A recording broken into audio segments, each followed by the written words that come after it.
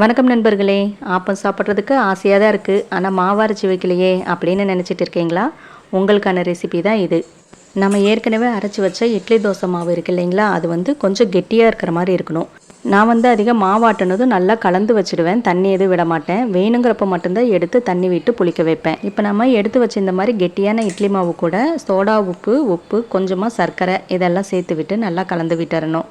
Soda உப்பு கொஞ்சம் அதிகமாக சேர்த்துக்கோங்க, ஏன்னா அது ஆப்ப சோடாங்கிறது ஆப்பத்துக்கான சோடா தான். அதனால் ஆப்பத்துக்கு நீங்கள் சோடா உப்பு சேர்த்திக்கலாம். இது கெட்டியான தேங்காய் பால். நான் ஆப்பத்துக்கு எப்போ அரைச்சாலும் தேங்காய் துருவல் போட்டு தான் அரைப்பேன்.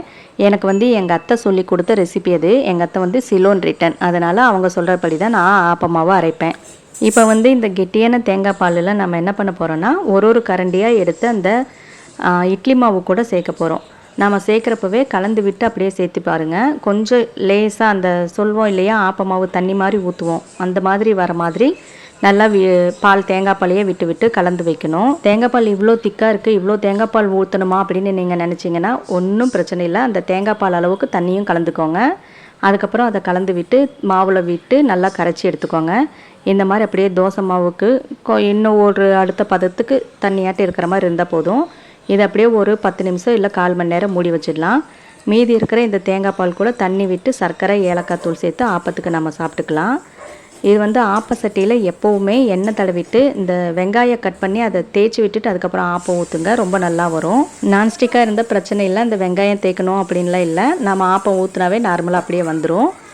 இப்போ இந்த ஆப்ப சட்டியில் ஒரு 2 கரண்டி அளவுக்கு மாவு விட்டுக்கலாம். மாவை நான் ஊற்றுறப்பவே நீங்கள் பார்த்துருப்பீங்க, கொஞ்சம் தண்ணியாக தான் இருக்கணும். அப்படி இருந்தால் தான் ஆப்பம் நல்லா மொறுமொறுன்னு வரும். கொஞ்சம் திக்காக இருக்கிற மாதிரி இருந்துச்சுன்னா மெத்துன்னு ஆகிடும். இப்படி எல்லா பக்கமும் சுற்றி விட்டுட்டு நடுவில் கொஞ்சம் மாவு அப்படியே இருக்கிற மாதிரி வச்சிடலாம். ஆப்பத்துக்கு நடுவில் அப்படியே மெத்துன்னு இருக்கும், அதுக்கப்புறம் சுற்றியும் மொறுமொறுன்னு இருக்கும். இதுதான் நல்லா சூப்பரான ஆப்பம். இப்போ இந்த ஆப்பத்தை சுற்றி எண்ணெய் விட்டுட்டு ஒரு 5 நிமிஷத்துக்கு மூடி வச்சிடலாம்.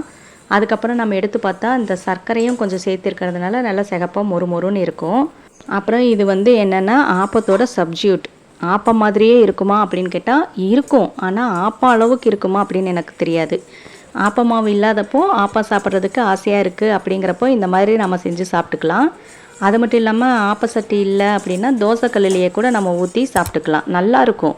டக்குன்னு ஆப்பம் வேணும்னு தோணுச்சுன்னா இந்த மாதிரி செய்யலாம், நல்லாயிருக்கும். நிறை குறை ஏதாச்சும் இருந்தால் கமெண்ட்டில் சொல்லுங்கள், சரி பண்ணிக்கலாம். திரும்பவும் நம்ம இன்னொரு ரெசிப்பியில் சந்திக்கலாம். நன்றி.